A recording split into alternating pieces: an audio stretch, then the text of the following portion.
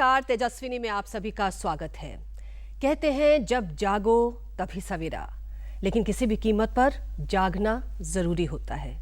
चुप्पी को तोड़ना जरूरी होता है, आवाज उठाना जरूरी होता है।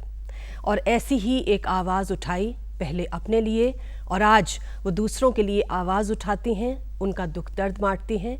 हमारी आज की तेजस्विनी रश्मि आनंद।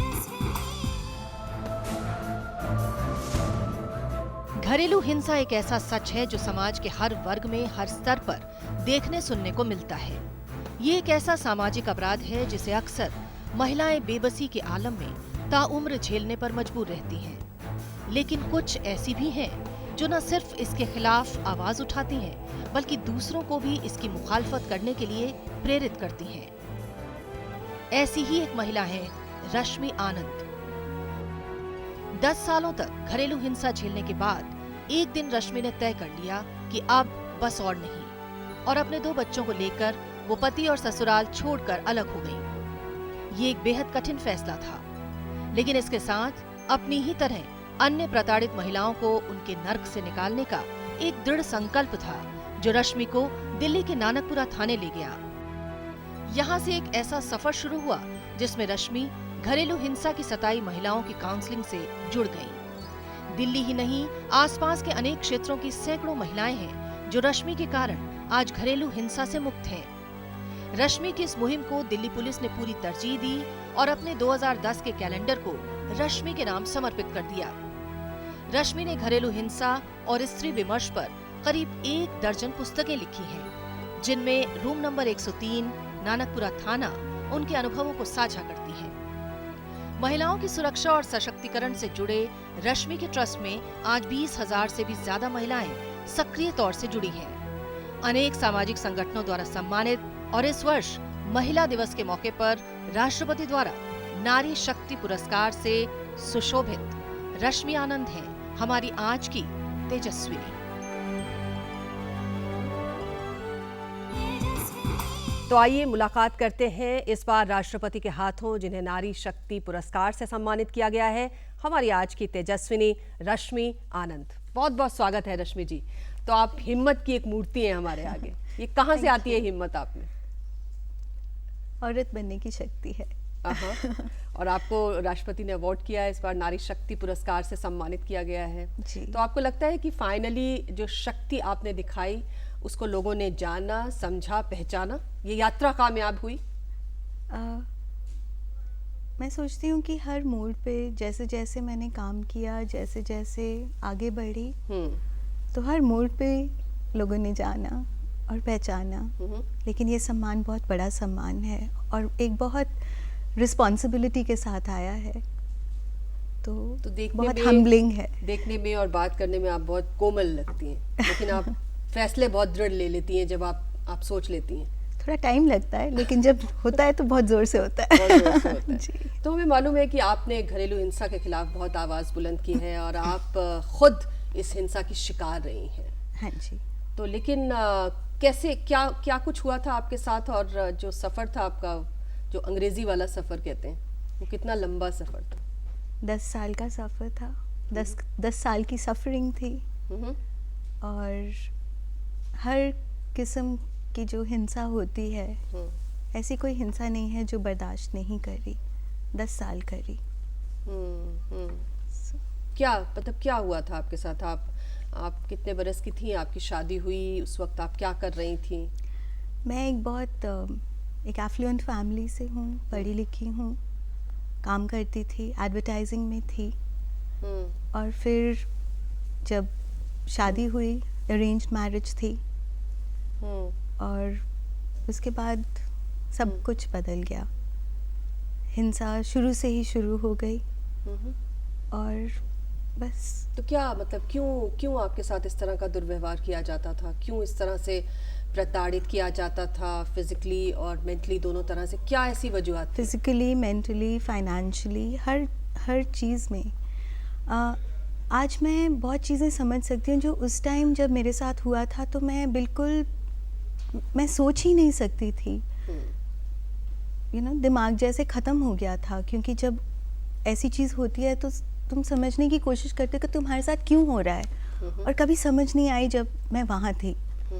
आज इसी इशू पे काम करते करते मैंने बहुत चीज़ें सीखी हैं कि ये चीज़ें क्यों होती हैं। इतनी और औरतों को देखते हुए, उनको काउंसिल करते हुए बहुत समझ भी आई है। तो जैसे आप 10 साल तक आप उस शादी को झेल रही थी, जी दिन पर दिन, मतलब इस बीच में आपके 2 बच्चे भी हो गए। जी। तो क्यों इतना सब्र कर रही थी आप जब पानी आपके सर से निकल चुका था? मतलब ये सवाल आपसे ज़रूर पूछा जाता होगा। बहुत पूछा जाता है। सबसे पहली बात है कि मैं एक बार पहले निकली थी, उस टाइम मेरा बेटा नहीं था, मेरी बेटी थी। बहुत मारा कूटा गया था, रिब्स इंजर हो गई थी, फेस स्मैश हुआ था, और लेकिन मुझे सपोर्ट नहीं मिली। कहाँ से सपोर्ट नहीं मिली आपको? फादर ब्रदर, उनसे सपोर्ट नहीं मिली, वापस भेज दिया गया। तो मैं वापस चली गई, फिर मेरा बेटा आ गया, और फिर वही हिंसा बहुत ज़्यादा हो गई, क्योंकि हस्बैंड ने भी रियलाइज़ कर लिया कि इसको सपोर्ट तो मिलनी नहीं है, आप जो करो सो कर लो। सो आई थिंक एक उसमें बस बहती गई और रहती गई। तो फिर कब ऐसा मूवमेंट आया आपकी ज़िंदगी में कि आपको लगा कि बस इनफ इज़ इनफ नाउ, अब मुझे रास्ता ढूंढना पड़ेगा? हम औरतें ना अपने जहन में एक आदत सी डाल लेती हैं कि अब चल रहा है तो चलने दो। 2 बच्चे थे, इतनी भारी रिस्पॉन्सिबिलिटी लेके मैं कहाँ जाती। लेकिन ये हिंसा देखते देखते मेरे बेटे में इतनी ट्रॉमा आ गई, इतनी वो डर गया, सहम गया कि उसने बात करनी बंद कर दी। तो स्कूल ने उसे एक centre for children with disabilities में डाल दिया, जब उसकी कोई डिसेबिलिटी नहीं थी। उस टाइम मैं जान गई कि मैं ऐसे नहीं जी सकती, मेरा बच्चा उम्र भर ऐसे रहेगा। और उस टाइम मैंने ठान लिया कि बस बहुत हो गया, तो अब मैं निकल तो जाऊँ। पेरेंट्स तो आपके कोलकाता में थे, आप यहाँ दिल्ली में थी, तो उस वक्त आप कह रही हैं कोई सहारा भी नहीं मिला था, तो कौन सी ऐसी शक्ति को लेके आप वहाँ से निकल पड़ी थी? हमारा एक यहाँ पे रेंटेड घर था, उसमें मैं चली गई, और बस अपने बच्चों के साथ, और एक दृढ़ता कि मेरे बच्चे ठीक रहेंगे। मेरी बेटी भी सहमी हुई थी, मेरा बेटे की तो हालत बहुत ज़्यादा ख़राब थी। तो कितने समय लगे आपको कोर्ट से सेटल करने में? वो एक जो संघर्ष होता है, बिल्कुल, एक कानूनी लड़ाई लड़ने का जो एक संघर्ष होता है, वो आपने किस तरह से? एक्चुअली मैंने कानूनी लड़ाई लड़ी नहीं। मैं नानकपुरा गई, पहले तो बहुत सेटल करने की मैंने कोशिश करी, लेकिन और मेरी मदर फिर मेरे पास आ गई। 1 साल मेरी मदर ने मेरे साथ रह के हर जगह मेरे साथ वो सहारा दिया, और उस टाइम मेरी नानी ने भी मेरा साथ दिया था। और उस बात मतलब क्राइम वुमेन सेल में गई, नानकपुरा थाना, और वहाँ पे मैंने कंप्लेंट दी। 1 साल के बाद बहुत ट्राई किया कि बस मुझे छोड़ दो, मुझे नहीं रहना है, मेरे बच्चे दे दो, मुझे कुछ नहीं चाहिए। लेकिन वो चाहता था कि मैं वापस आ जाऊँ, सो उसने नहीं किया। सो अल्टीमेटली जब मैंने फ़ाइल किया क्राइम वुमेन सेल में, दिल्ली पुलिस ने बहुत मदद करी, और उनकी वजह से, उनकी एफर्ट से फिर मैं बाहर निकली। जी। तो मेरे हस्बैंड ने खाली मुझसे साइन करा लिया कि मैं तुम्हें कुछ नहीं दूंगा, कोई मेंटेनेंस, कोई एलिमनी, कुछ भी नहीं, सेटलमेंट कुछ नहीं, मैं बच्चे दे दूंगा, तुम बच्चे लेके चली जाओ। और आपने कहा कि बच्चे ही आपकी मुझे ज़िंदगी। बच्चों के लिए तो मैं निकली थी, अपने बेटे की वजह से मैं निकली थी। तो उसके बाद फिर कैसे आपने, मतलब परिवार को तो पाला, लेकिन आपने कहा कि अब मुझे ऐसी और औरतों के लिए लड़ना है, उनकी आवाज़ बुलंद करनी है, तो ये आपने कैसे शुरू किया? जब हम ऐसी हिंसा से गुज़रते हैं, कोई ट्रॉमा से गुज़रते हैं, तो सबसे पहला स्टेप होता है खुद को संभालना। तो फाइनेंशियली मैं बिल्कुल सिक्योर नहीं थी, कुछ भी नहीं था। तो एडवर्टाइजिंग पहले शादी से पहले करती थी, लेकिन उन्होंने मेरी जॉब हटवा दी थी जब मेरी शादी हो गई मेरे हस्बैंड और मदर इन लॉ ने। उसके बाद वापस चली गई फ्रीलांसिंग में, और फ्रीलांसिंग से मैंने अपने आप को सस्टेन करना शुरू किया। बहुत तकलीफ़ें थी। माय फैमिली तो एफ्लुएंट थी, तो शादी में जितना सोना मिला था तो बहुत बहुत ज़्यादा बिक गया, सब कुछ वैसे ही चला गया। लेकिन बच्चे संभल गए, पढ़ाइयाँ ख़त्म हो गई। और उसके बाद 2006 में मैंने अपनी पहली किताब लिखी, वुमेन ऑफ द एलिमेंट्स, और उसको काफ़ी बढ़ोतरी मिली, सब कुछ मिला। धीरे धीरे वुमेन ऑफ द एलिमेंट्स एक है जिसको अभी मैंने ट्रांसलेट भी हिंदी में किया है, पंचतत्वमयी, अभी निकाली नहीं है, कि हमारे में 5 तत्वों की जो शक्तियाँ होती हैं हर औरत में है। वो किताब लिखते लिखते मुझे अपनी शक्ति का एहसास हुआ, और फिर धीरे धीरे जैसे अपना एहसास धीरे धीरे ही आता है, फिर मैंने रियलाइज़ किया कि अगर मेरे में इतना कुछ है तो फिर मैं और औरतों की मदद करूं जिन्हें अपना एहसास नहीं है, जिन्हें अपनी शक्ति वो लोग जानती ही नहीं हैं।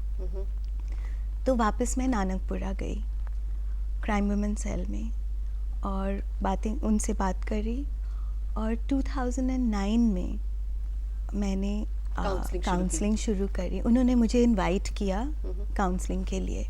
मैं ट्रेन काउंसलर नहीं हूँ, लेकिन काउंसलिंग करती हैं, और बहुत सारे केसेस को आपने निपटाया भी है। एक छोटा सा ब्रेक हम यहाँ पे ले लेते हैं रश्मि जी, एक छोटा सा ब्रेक ले लेते हैं और बात करेंगे कि किस तरह से अब एक काउंसलर बनकर मदद कर रही हैं और किस तरह से लीगल असिस्टेंस दे रही हैं तमाम महिलाओं को जो कि सताई गई हैं, जो कि पीड़ित हैं, बच्चों को भी मदद कर रही हैं। एक छोटा सा ब्रेक लेते हैं और तुरंत हाजिर होते हैं तेजस्विनी में। आप देखते रहिए, आज हमारे साथ रश्मि आनंद है।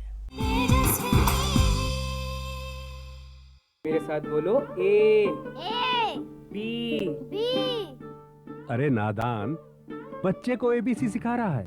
अरे काम धंधे की एबीसी तू कब सीखेगा? ये देख विज्ञापन। तेरे जैसे कृषि विज्ञान सीखे हुए युवाओं के लिए भारत सरकार के कृषि मंत्रालय ने एक योजना बनाई है, एसी एबीसी। जी हाँ, ACABC यानी एग्री क्लिनिक्स और एग्री बिजनेस सेंटर। इसके तहत कृषि विज्ञान पढ़े युवाओं का चयन होने पर उन्हें मुफ्त ट्रेनिंग दी जाती है, और हाँ, अपना कारोबार चलाने के लिए बैंक से लोन भी मिलता है। इसके साथ ही अगर युवा अपने इलाके के किसानों की खुशहाली के लिए उन्हें खेती बाड़ी व अपने कारोबार से जुड़ी लाभदायक जानकारी देते रहेंगे, तो उन्हें लोन पर 36 से 44% तक की सब्सिडी भी मिलेगी। तब तो मैं जरूर सीखूंगा काम धंधे की एबीसी। शाबाश। चलो अपनाएं स्वरोजगार, खेती में हो विकास अपार।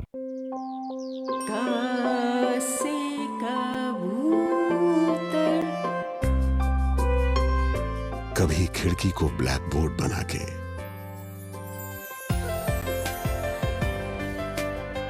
तो कभी आटे की चिड़िया बना के। हम अपनों की शिक्षा में निरंतर योगदान देते हैं। आइए अब हम राष्ट्र की शिक्षा नीति में भी योगदान दें। अपने सुझाव www.mygov.in पर भेजें। आपने कहा था बिल्डिंग कंस्ट्रक्शन 20 तक पूरी हो जाएगी। मैंने इस महीने की 20 का होगा। इस महीने की भी 20 निकल गई। फ्लैट का पोसेशन? मेरा मतलब ये वाली 20, ये वाली ना, मतलब हाँ वही है। बस, अगर अब आपने फ्लैट का पोसेशन नहीं दिया तो हम आपके खिलाफ कंज्यूमर फोरम जाएंगे। और मैंने कौन सा लिख के दिया क्या कंस्ट्रक्शन कितने टाइम में पूरी होगी? जी ये क्या कह रहे हो आप? ये कंज्यूमर फोरम गए तो आप भी गए? क्योंकि बिल्डर और बायर के बीच में ये एग्रीमेंट जरूरी है, जिसमें ये लिखा हो कि कंस्ट्रक्शन कब पूरी होगी और पोजीशन कब मिलेगा। नई तकनीक सभी को अच्छी लगती है। मैंने भी अपने खेत की तैयारी, बुआई, जुताई, गहाई वगैरह के लिए छोटी मशीनें अपनी जरूरत के हिसाब से खरीदी। मैंने अपने खेतों में मशीन का प्रयोग किया तो काम जल्दी और आसान हो गया। खेती में मशीनों के इस्तेमाल के बाद मुझे मिली भरपूर पैदावार और ज्यादा मुनाफा। छोटी मशीनें तो हमारी अपनी अपनी हैं, लेकिन बड़ी मशीनें हमने समूह बनाकर खरीदी। किसान भाइयों और बहनों, आप भी उन्नत मशीनों और उपकरणों की खरीद पर वित्तीय सहायता का लाभ उठाएं, अपनी आमदनी बढ़ाएं और खुशहाली पाएं।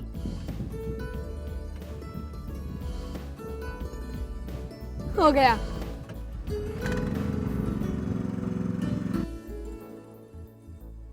मैंने सोच लिया है, मैं तुझे कृषि का इंजीनियर ही बनाऊंगा। नई मशीनें, नए उपकरण आए आपके द्वार, ले लो इनसे अब खूब खुशी और पैदावार।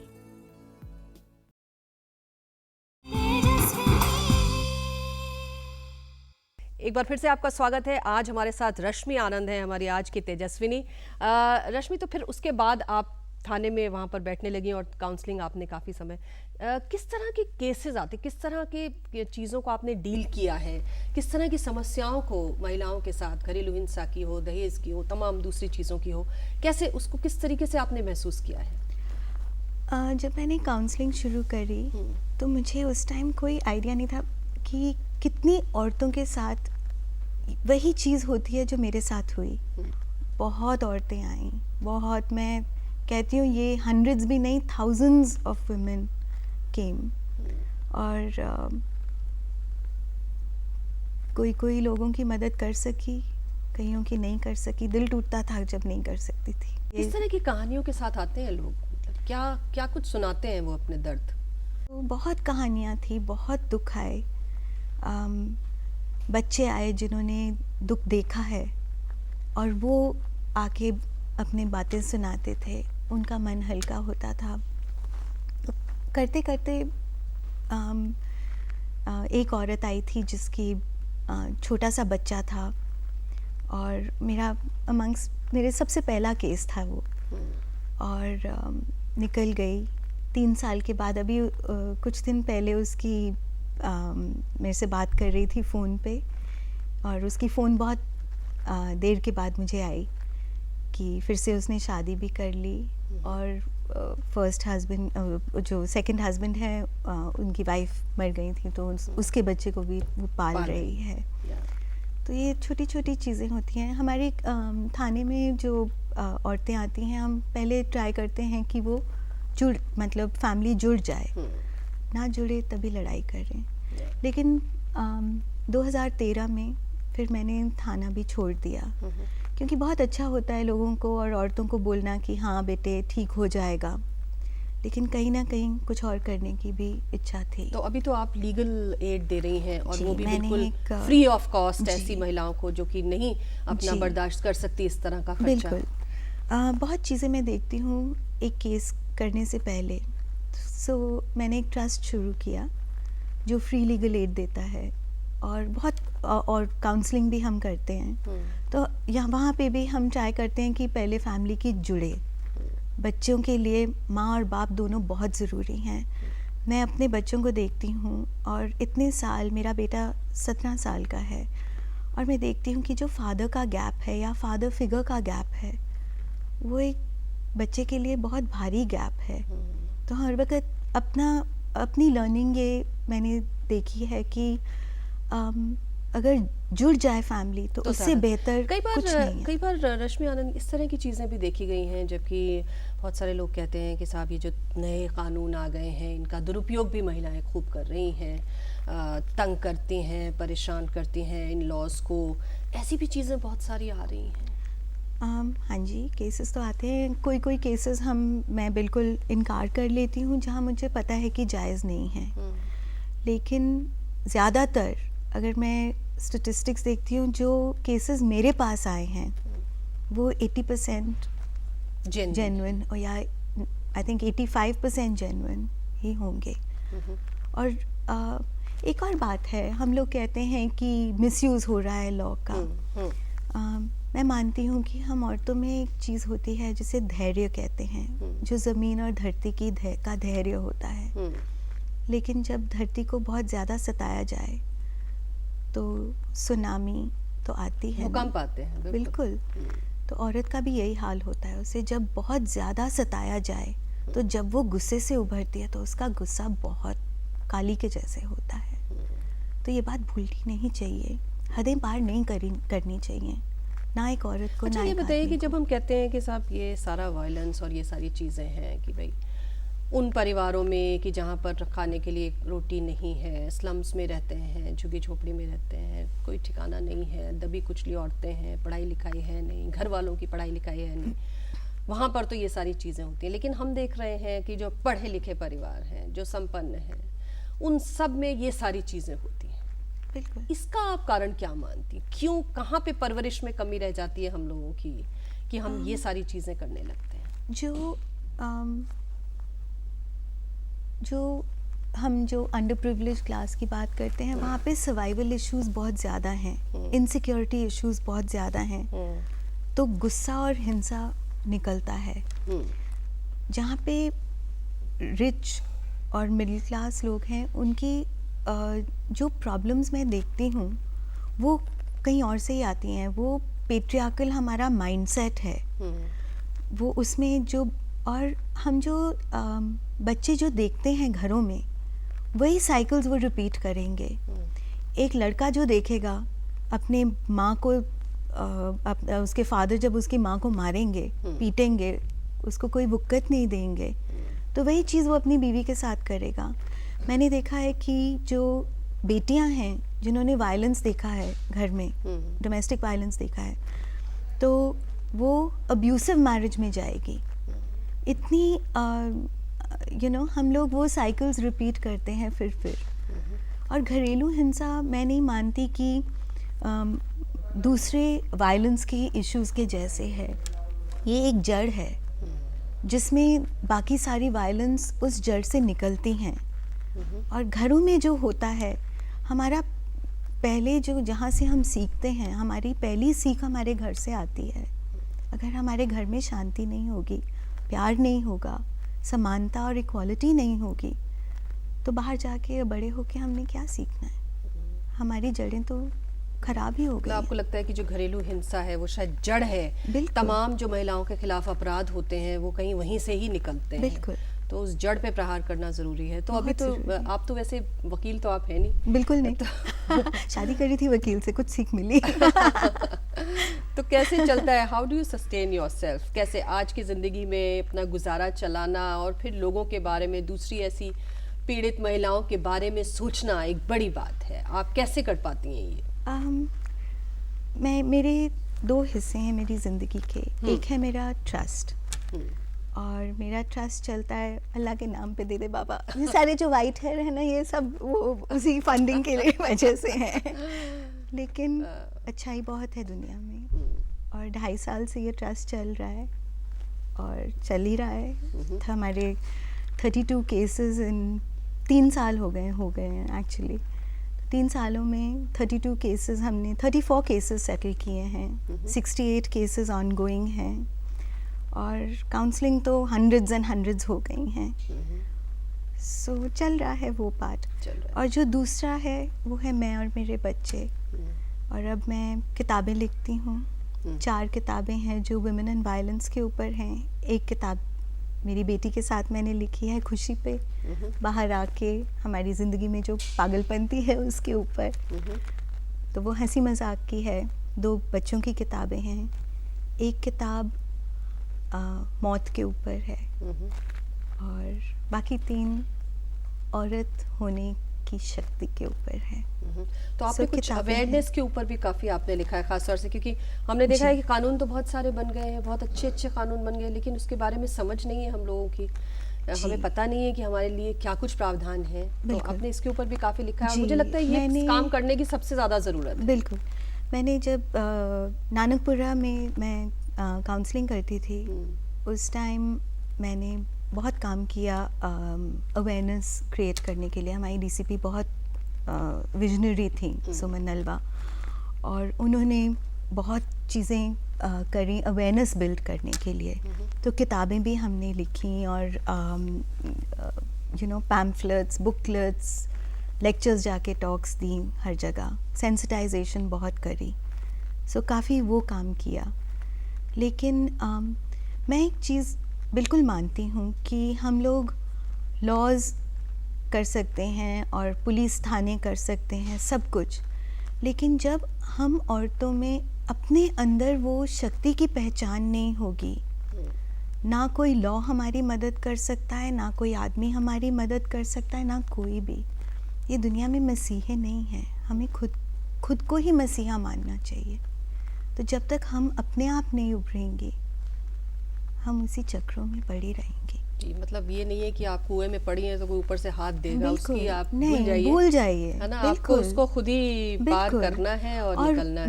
वो शक्ति आने के लिए हमें अपनी खुद की पहचान बहुत ज़रूरी है। जब तक हम जानेंगे ही नहीं कि हमारी कैपेबिलिटी क्या है, तो हम उभरेंगे क्या। तो अभी तो आप किताबें लिख रही हैं और तमाम महिलाओं की आप मदद करें, उसके अलावा अभी क्या एम है, आप ज़िंदगी में अभी और क्या पाना चाहती हैं, क्या अचीव करना चाहती हैं? अचीव तो ज़िंदगी जैसे ले चलती है, मैं चलती जाती हूँ, जो आता है वो ठीक है। लेकिन अभी मैंने पेंटिंग शुरू करी है, तो किताबें लिखती हूँ, पेंटिंग करती हूँ। बहुत साल सिंगिंग लर्न करी थी, उस पर वापस जाना चाहती हूँ। बहुत चीज़ मैं हर वक्त सोचती हूँ कि मैं 14 साल हो गए हैं मेरे निकले, और मैं खाली 14 साल की हूँ, अभी ज़िंदगी बहुत जीनी है। जी। वैसे भी आप कहती हैं कि आपने शायद ज़िंदगी शुरू ही 35 साल के बाद तो आपने ज़िंदगी शुरू की थी, और अभी सिर्फ और सिर्फ 14 साल, खाली 14 साल की है। तो अभी क्या मतलब अभी आगे ख़ास तौर से जब हम बात करते हैं और घरेलू हिंसा जिसके ऊपर आप इतना बड़ा काम आपका चल रहा है, किस तरह से आप और ज़्यादा लोगों को जोड़ना चाहती हैं इस अभियान के साथ? आई थिंक धीरे धीरे अगर ट्रस्ट की एक्टिविटीज़ में ज़्यादा सेंसिटाइजेशन पे और माइंडसेट चेंज पे मैं ज़्यादा ज़ोर दूँ, तो वो ज़्यादा अच्छा है कि फैमिलीज़ को इन्वॉल्व करना, होम्स को इन्वॉल्व करना, RWAs को इन्वॉल्व करना। ये नहीं कि घरेलू हिंसा के ऊपर या हिंसा के ऊपर टॉक करना, बनस्पत जो अच्छाई है, गुडनेस, डिसेंसी, इन चीज़ों पे हमारी जो स्ट्रेंथ है, जो ज़िंदगी जीने की हमारी आशा है। बहुत अजीब बात है कि हम ह्यूमन बीइंग्स सब एक ही चीज़ रियली चाहते हैं, और वो है प्यार। हम खाली जानते नहीं हैं कि वो प्यार हमें कैसे मिले। हम हंसना चाहते हैं, लेकिन हम अपने दुखों में बह जाते हैं, अपने गुस्से में बह जाते हैं। तो वो माइंडसेट बदलाव, वो चीज़ पे मैं काम करना ज़्यादा चाहती हूँ। और चलते चलते उन औरतों के लिए आप ख़ास तौर पर क्या कहना चाहेंगी जो अपने घर में बहुत सारी चीज़ें ऐसी भुगत रही हैं, उनके भी सर से पानी निकल चुका है लेकिन उसके बावजूद वो बनी हुई हैं, उनके लिए एक सेंटेंस में आप क्या कहना चाहेंगी? अगर मैं एक चीज़ कहूँगी कि बर्दाश्त मत करो, क्योंकि हम औरतें कहती रहती हैं हम अपने बच्चों के लिए जी रही हैं, हम अपने बच्चों के लिए इधर हैं और सफ़र कर रही हैं, लेकिन हमारी सफरिंग देखते देखते हमारे बच्चे और भी सफ़र करते हैं। अगर जो लोग हमको प्यार करते हैं, अगर हम उनको खुश देखना चाहते हैं, तो हमें अपनी खुशी की भी बहुत चिंता करनी पड़ेगी। चलिए, हमें उम्मीद है और हम आशा करते हैं कि आप इसी तरह से खुश रहेंगी हमेशा, और तमाम औरतों को वो जो कि दुख में है उनकी ज़िंदगी में भी खुशियाँ लाएंगी। बहुत बहुत धन्यवाद रश्मि आनंद हमसे बात करने के लिए, बहुत बहुत शुक्रिया आपका। तो ये थी रश्मि आनंद, हमारी आज की तेजस्विनी। अगले हफ्ते एक नई तेजस्विनी के साथ हम आपकी मुलाकात कराएंगे। तब तक के लिए हमें इजाज़त दीजिए। नमस्कार।